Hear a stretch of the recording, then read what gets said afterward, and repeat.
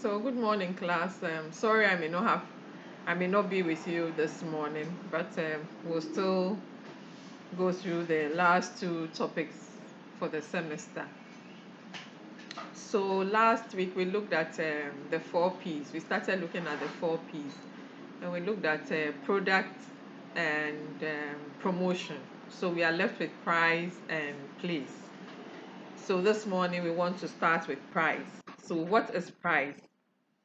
Price is the cost of a product, or is the amount of money charged by the marketer for a product that is offered to a market for use, for attention, or consumption. And price is usually very crucial in determining an organization's profit and survival. So marketers take a lot of factors into consideration in order to set the right price for a product. Price is the only element in the four P's that brings about revenue. All the others bring about cost. For example, the product brings about cost, the distribution channels that is placed also brings about cost, promotion also brings about cost. It is only price that brings in revenue. And price also communicates the value positioning of the product. Some people use pricing to place their product. The price of the product determines the category or the class of people that they want to patronize that product. So, for example, if you go to La Pal, a bottle of water costs about, um, let's say, 10 cedis. Immediately, if you don't belong to that category of people, you disassociate yourself from La Pal because the price of the product has placed um, La Palme as a hotel on a certain pedestal. Now we have types of pricing strategy. We have penetration pricing. That is, a company introduces the price of a product at a certain level in order to penetrate the market, enter the market. So usually the price is low, and then we use that to penetrate the market. And when the price has gained ground, then the marketer or the company increases the price. That is known as penetration pricing. So we have a product like this way chocolate drink. It entered the market at a very low price, and people acquire the taste and develop the taste and like the product. And now that people are so addicted, let me use the word, to the product, the company has decided to raise the price. And because people like it and it's easy to use, what they say is the hiani is your share. And people always want the easy way out. People find it difficult to get away from the product. And so the company has used penetration pricing to attract a certain market segment. We also have what we call skimming pricing, where the company uses high pricing at the introductory stage to attract buyers. So they want a certain category of people to patronize their products, not everybody. And so to be able to define that segment or target market, they use high pricing to enter the market. And immediately it puts a lot of people off. And so when they have entered the market and they have their market share, then they decide to reduce the price and attract the second layer of the market. So it is usually high pricing, and that's skimming pricing. Then we have competition pricing, where marketers look at the prices of competitors and then they also peg their price. So it may have nothing to do with the cost. How much is the product being sold for on the market, or how much is similar product going for? And then the company pegs its price at that level. Then we have product line pricing. That every product has a product line. So uh, the category that that product belongs to, the prices that go with that category, the marketer or the company also prices its product. Then we have bundle pricing. So we have companies that bundle their products. They put all their products together and then they price their products. So they don't sell them as singles. So let's say Unilever. Unilever manufactures a lot of products. So they put all their products together and then they come up with a price for that product, for that basket. Let's put it that way. So let's say they have a hamper of um, Fritol, Royco, palm oil. Um, what else do they produce? Then the soaps, Pepsodent. Then they have Lifebuoy. Now they have Lifebuoy sanitizer. Uh, they may have Blue Band, etc. So all the products that they have, they put all those products in a basket, and then look at the price, and then decide to price it. So we call it bundle pricing. Or if you look at Carson may also have oil, baby powder, baby diapers, baby wipes, etc. They put it in a bundle and then they price it.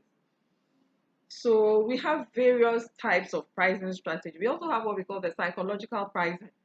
So you go to a place like Mr. Price, and then you see something going for, um, let's say, 49.99 or 49.75. Oh, you think that, okay, 49.75 is not up to 50 cedis, so let me go get it. Then you pull out 50 cedis and get to the counter, and you are standing there waiting for your change. My dear, you'll be given 25 pesos. And maybe the lady at the counter does not even have, or even if you are giving 25 pesos, what would you use it for? You have the confidence and the guts to go and shop at Mr. Price, and you are waiting for your 25 pesos. It's, we call it psychological pricing. At the end of the day, in your mind, it's not up to 50 cents, and therefore I can easily purchase it. But in reality, it is 50 cents. So we call it psychological pricing. Then we have cost-based pricing, where we look at the product, calculate the cost of the product, and then we go out and price it. Or cost plus pricing, where we add our profit margin, etc., to the cost, and then we price. So we have types of pricing strategies. Now, as a marketer, you must look at the objective of pricing, or the importance. One, pricing is basically for profit maximization. You price your product because you want to make profit. Two, you price your product because you want to generate revenue. You want to price your product because you want to maximize your profit margin. You want to recover costs, partial recovery or full recovery, or you want to survive on the market, or you want to maintain your status quo on the market, or you want to be the quality leader on the market, or you want to maximize quantity. All these are various factors that necessitate pricing, and therefore we must set our objectives clear and know why we want to price our product. Now, why is pricing important? Why is pricing important? Because, like I said, we want to maximize profits, and it should be long term. We shouldn't focus only on the short term. We must be able to increase our market share so that we can generate revenue. We want to generate revenue so that our company will survive. So we must be able to generate revenue and maximize it to the fullest. We also want to sell a certain quantity of our products on the market. And if we want to do that, it depends on the price of the product. If the price is favorable or affordable, then we can sell large quantities because people will be ready to buy. We also want to look at our profit margins. What are our profit margins? And why do we want to maximize our profit margins? These are all factors that we should consider. Quality leader. Do we want to signal high quality? Some people think that pricing goes with quality, or quality goes with pricing.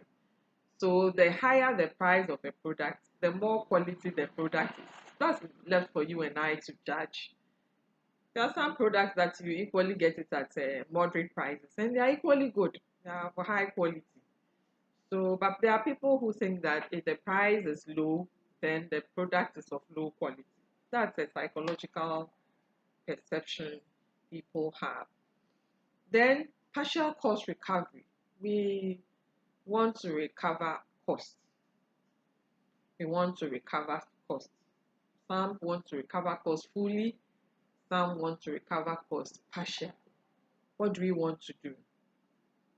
It is in our pricing that we determine whether we want full recovery or partial recovery.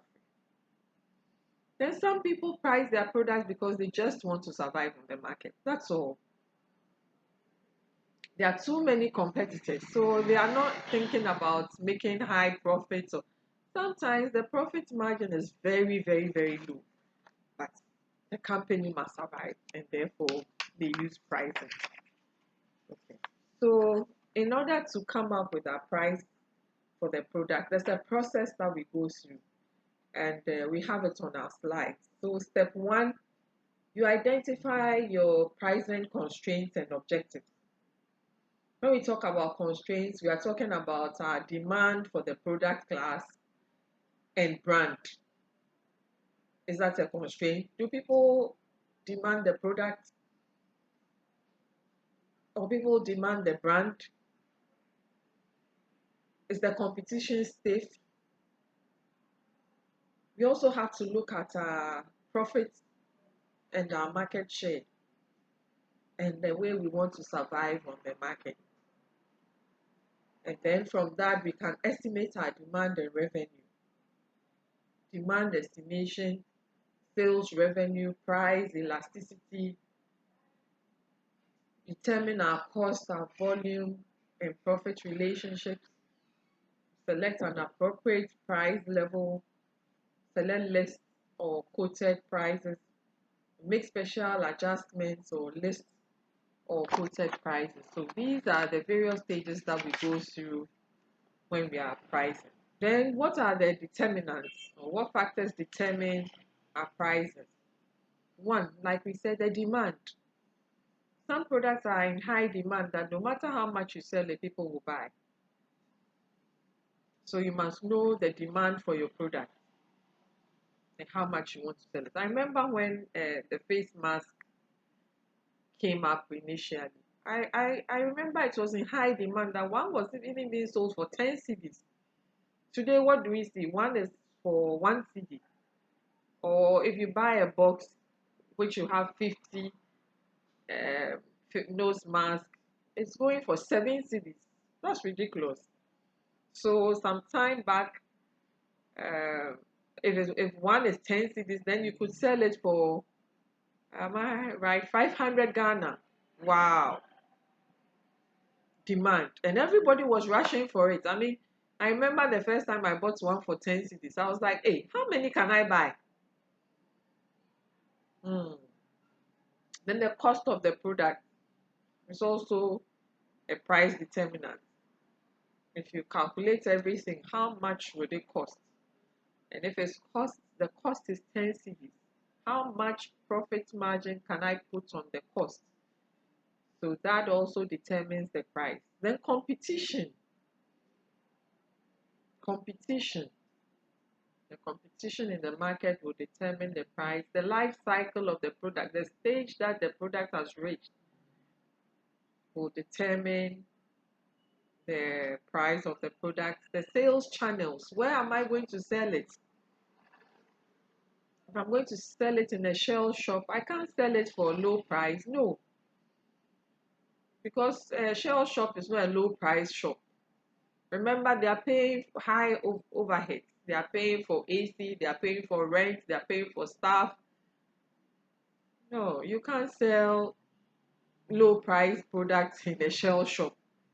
So even the distribution channel determines your pricing. Sometimes where you sell what determines how much you sell it for. Where you sell what. So you realize that the same sobolo that is being sold outside a hotel for, let's say, 1 cedi, It's being sold for 5 CDs or 10 CDs in a hotel. Okay, that reminds me. So I went out to eat with a friend and I wanted coconut.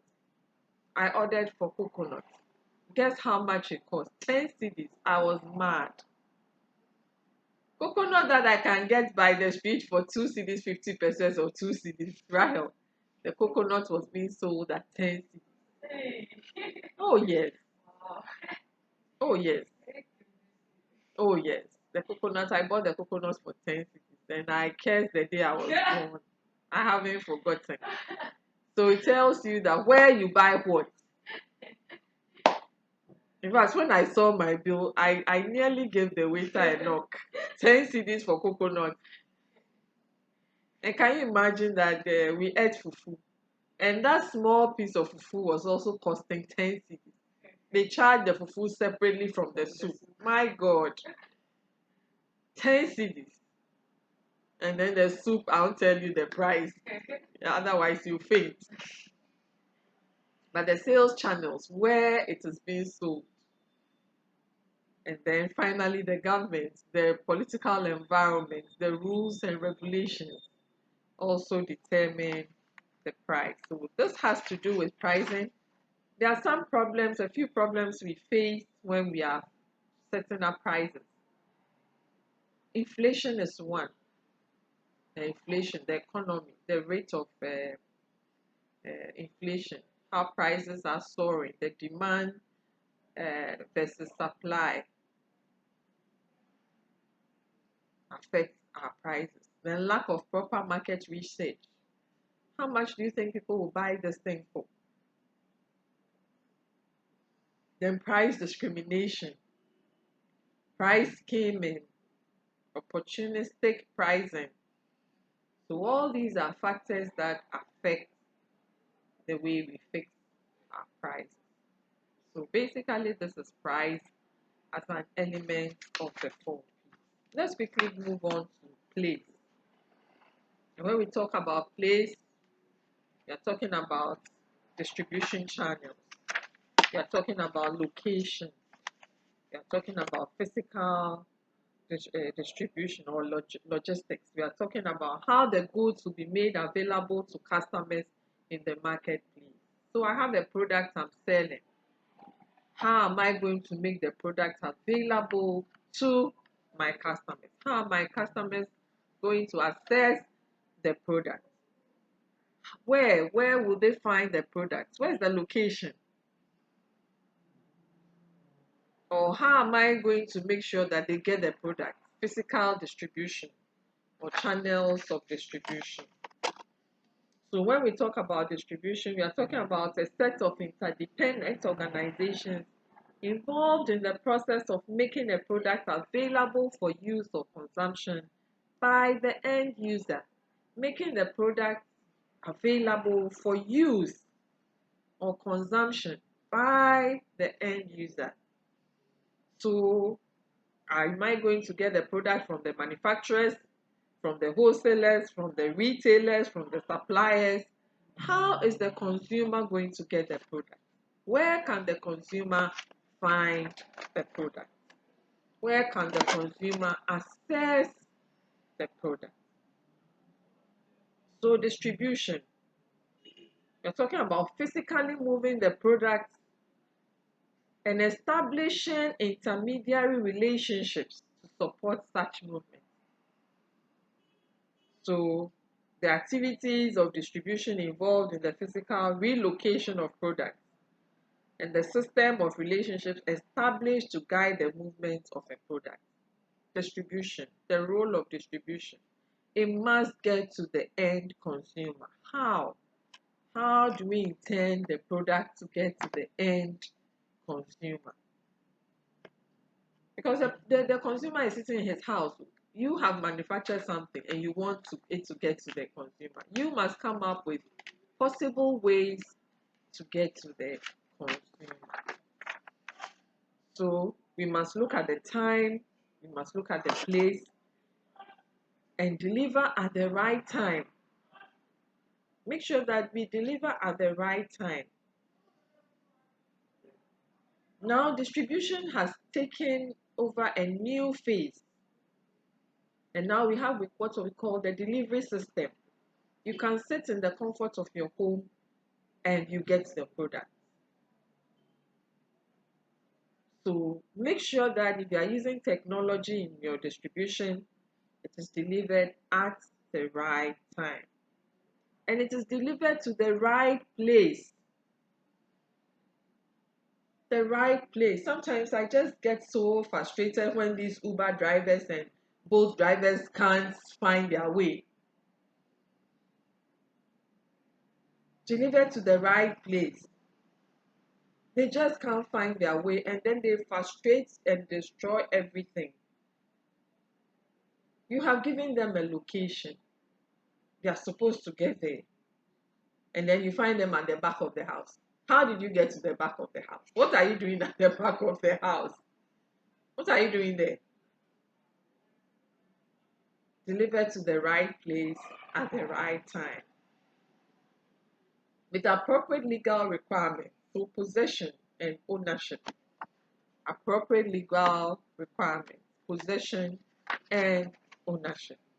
So we have types of distribution channel. We have the direct and the indirect channels of distribution. We have the producer, we have the distributor, we have the dealers or the retailers, and then they distribute to the consumers or the businesses, direct or indirect. They deliver to the business. So when we talk about the direct channels, we are talking about the producer distributing directly to the consumer. The producer distributing directly to the consumer. Can you think of some organizations that don't use intermediaries? They distribute directly to the consumer. Then we have indirect channels where the retailer moves to the producer, picks the product, and then distributes. You either distribute to the industrial distributor or the consumer. Then we have another one where the wholesaler picks it from the producer and then gives it to the retailer, either industrial or consumer. Then we have the agent or the broker picking it up from the manufacturer or the producer, and then there are agents or brokers, we have wholesalers, we have retailers, and then we have the consumers. So there are direct or indirect channels, of distribution. So the different product classes have different place situations. The place decisions can be aided by knowing about the product classes. When we say place decisions, we are also talking about distribution. Know that place in the 4Ps or part of the 4Ps represent distribution. So product classes and then the distribution. So if we have convenience products, they have to be in convenient places. Small shops, vending machines, etc. Convenience. Anything you can think of that is of convenience. So we have some corner shops in Ghana, we call them corner shops or convenience shops in the area. Advantage points where if you want some things are very convenient, like you want matches, you want sugar, you want milk. Yeah, they call them convenience shops. You can just go there and buy it. But you know that there are some things that you will not get there in the convenience shop. So let's say you want a particular hairspray. You may have to go to the city or the town where we have various shops with different product classes, and you know that you find it, but you may not find it in the convenience shop. Because we want things of convenience, everyday, fast consumables, things that people buy every day. Yes. So if you want shopping products, you may have to be where shoppers go, like the malls, supermarkets, etc. Shopping products. Oh, if I want to shop, I know I have to go the Accra Mall or ANC Mall or Marina Mall. Then I can shop properly. I can't go into a convenience shop and say I'm going to shop. No. I can't even get the quantity of things I want in a convenience shop. No. So, depending on the product class and what you want, that will determine where you go. Then, if you are talking about specialty products, you have to think of where people will want to buy them. So, if you think of, let's say, a movie theater, where do you think people want to go and watch movies? And if people are going to watch movies, they must have a place to park their cars. And when they enter the cinemas, there must be some kind of refreshment. Okay, so let me use the National Theatre. Uncle Ebo White always has plays, quarterly plays performed at the National Theatre. Specialty products. If you want to watch a play, then you go to the National Theatre. It's a special, it's a specialty. It's an area he has specialized in. Now, if you go there, there's a setup where um, people would buy popcorn, they would buy drinks, there are kebabs, etc. to enjoy themselves. And there's a parking lot. So it's all inclusive. It's not like when you get there, you're now going to look for a place to go and park, or the yard doesn't have a parking lot. Um, there's nowhere for you to park. You get stranded, you go and park, you come. There's no water, there's no drink, there's no popcorn, there's no nothing. No, that's not it. So, depending on the product that you are offering and the associated or augmented product that you want to add to it. So it depends on where what you are offering and where you must offer it. Where what you are offering is sorry about that. Where you are what you are offering and where you must offer it. So the product also determines the place. Yes. Product also determines the place. For example, you want to have a wedding. You want to have a garden wedding. Do we have weddings in gardens? That's the question you must ask yourself. If not, why? If yes, why? If not, what are the requirements? If yes, what are the requirements? So, in recent times, we are having garden weddings. But ask yourself, what does it take to have a wedding? What are the requirements of the wedding? And what does it take if you want to have a garden wedding? A garden is not licensed. And a marriage ceremony must take place in a licensed place. Otherwise, your marriage is null and void. So you can have all the hula baloo in the garden. At the end of the day, the state does not recognize what that ceremony as marriage. So the product and the place. So that's why sometimes parents or people are asked so many questions when you say you want to sell a particular product at a particular place. So if you want to have a marriage in a garden, then you must go a step further to do the needful.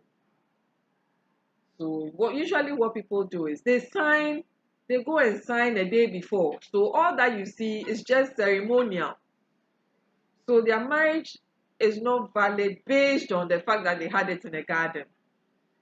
Recently, I went to a wedding in a home.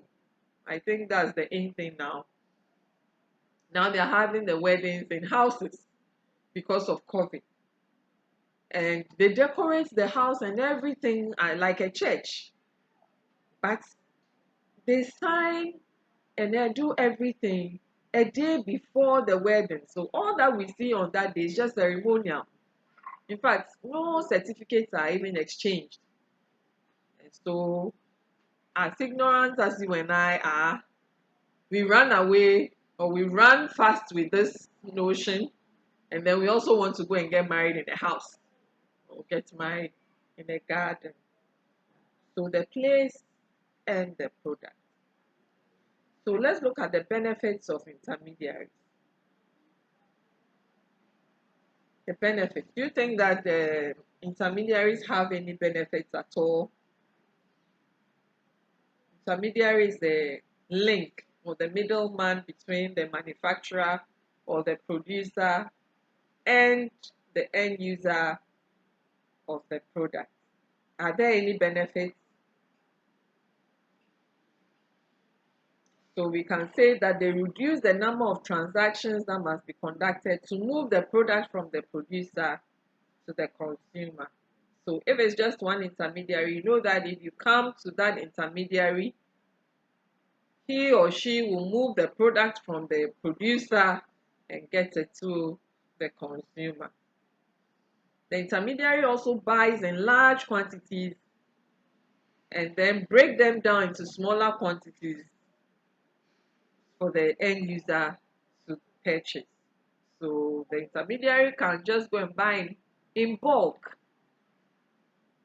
and then break it down into smaller quantities for the end user to buy.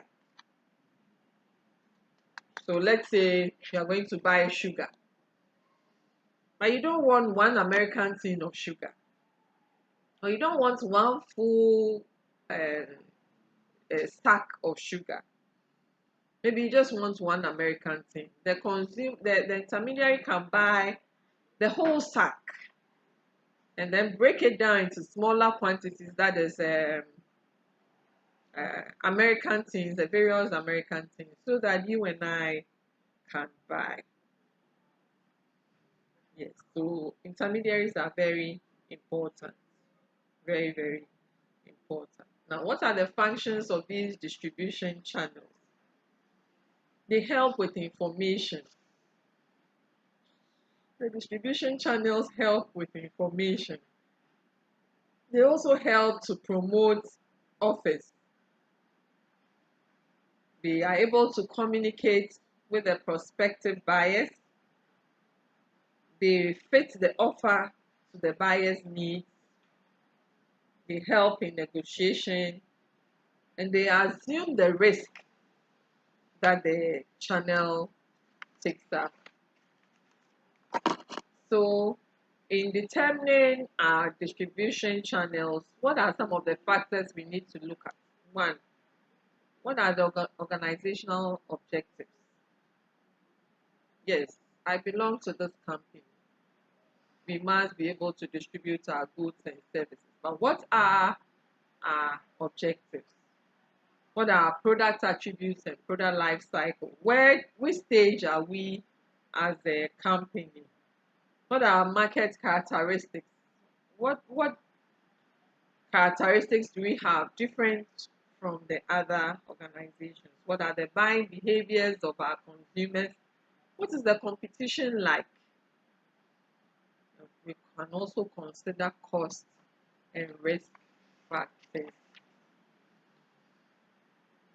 So in distributing, the company can have various types of strategies. One, they can have what we call the intensive distribution, that is using as many outlets as possible to distribute a product.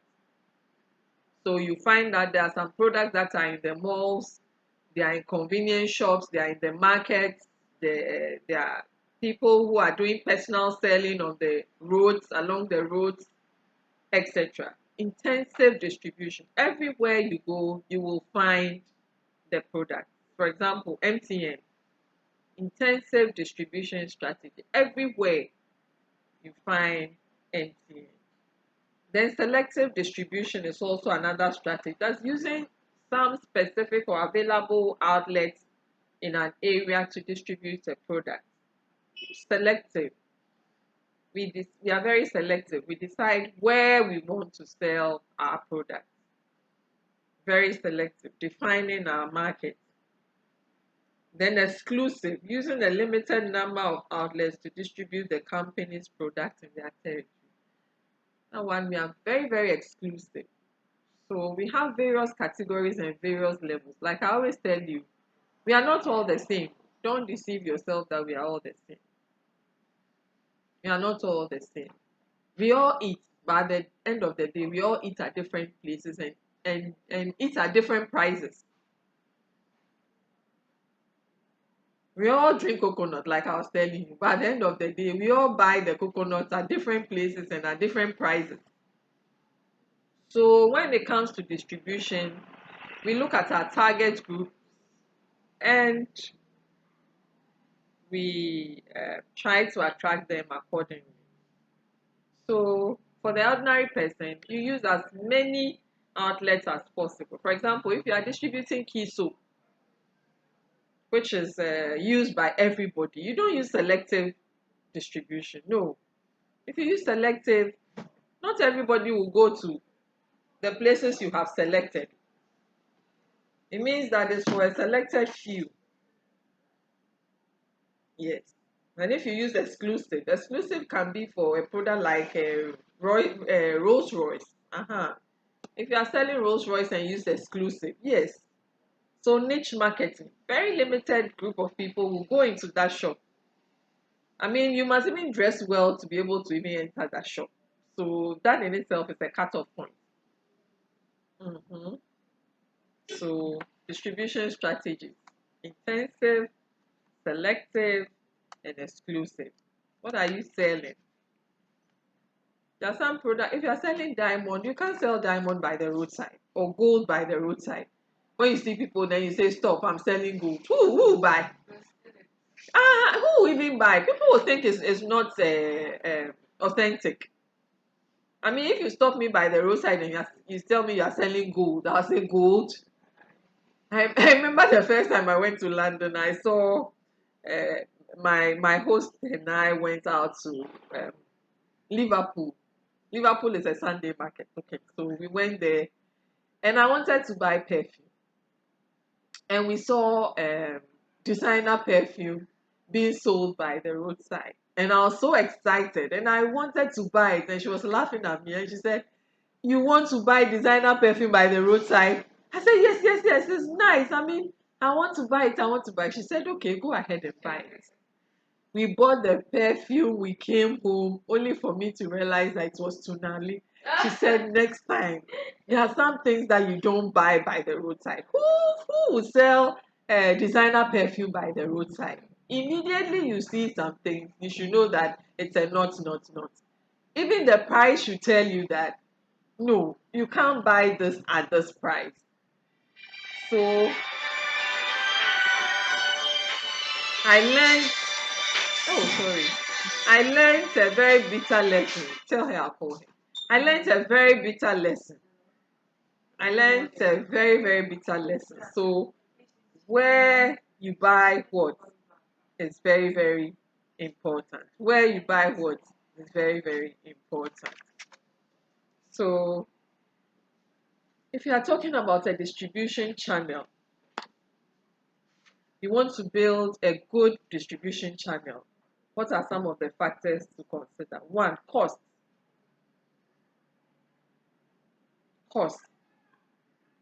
And then coverage. The distribution channel, who are the people that it will cover? How much will they cost? One, who are the group of people that it will cover? And then how do you control the distribution? Who are the group of people that it will cover? So even let's take bread. You want to distribute bread. You want to send your bread to a particular shop. Now, how much will it cost if you want to sell that product in that shop? Now, who are the group of people who come and buy that product, that bread from that shop? So remember that, okay, I'll use a certain shop where I buy bread from. The bread shouldn't be there for more than 2 days. Otherwise, nobody buys bread that is uh, more than 2 days. So if your bread stays there for more than 2 days, you come and clear your thing. Cost. If your bread develops molds, you come and take your thing away. So coverage, you should know the kind of people that you are selling the bread to. how sophisticated those people are. They'll come and twist and turn the bread. And when they come, they ask, is it fresh? When did they come? Mm. If it came 2 days ago, everybody passes by the bread. So distribution channel, coverage, very important. Cost, very important. But we also have reverse channels. Goods follow from consumer to manufacturer. So this is common in recycling. For example, if you are recycling empty glass bottles, used batteries, etc., the goods follow from the consumer back to the manufacturer. Follows back to the manufacturer. So the empty glass will go back to the manufacturer. The empty sachet rubber will go back to the manufacturer. The empty bottle water container will go back to the manufacturer. The used battery will go back to the manufacturer. So there are goods that come from the manufacturer to the consumer, and there are products also that come from the consumer to the manufacturer. So these are the um, distribution channels that we have. So on that note, I ask you, what are the advantages and disadvantages of direct distribution? Advantages and disadvantages of direct distribution. So in conclusion, we can say that a distribution channel moves goods from producers to consumers, and the reverse channel moves goods from consumers to producers. Distribution depends on many variables. It depends on the corporate and marketing objectives. It depends on the product nature and product life cycle. It depends on competitors, and it overcomes time, place, and possession gaps that separate goods and services from those who will use them.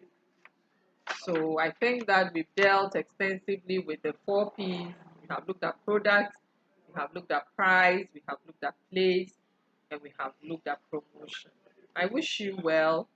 I wish you well in your end of semester exam. Um, I wish you well. I wish we would have met face to face, but for COVID. Um, I will communicate to your class rep. I still don't know what kind of mid semester to give you, but I am not for the face to face. I'm not for the face to face. I think I'll give you something extra little to do for me, so that we will have some marks for your midterm. I wish you all the best. Learn hard and make sure nobody fails my paper. I don't want any receipts or retake or anything. I think we've had an interesting session, and with a little effort, um, you would all pass. So put in your best. Marketing is very practical.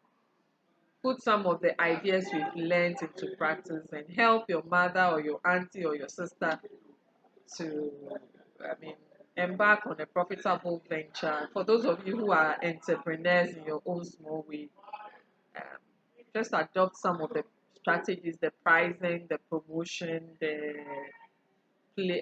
distribution, and the product strategies, and make some money for yourself. So on that note, I wish you all well, and you can always call on me if need be. Enjoy the rest of the semester and have a good day. Bye for now.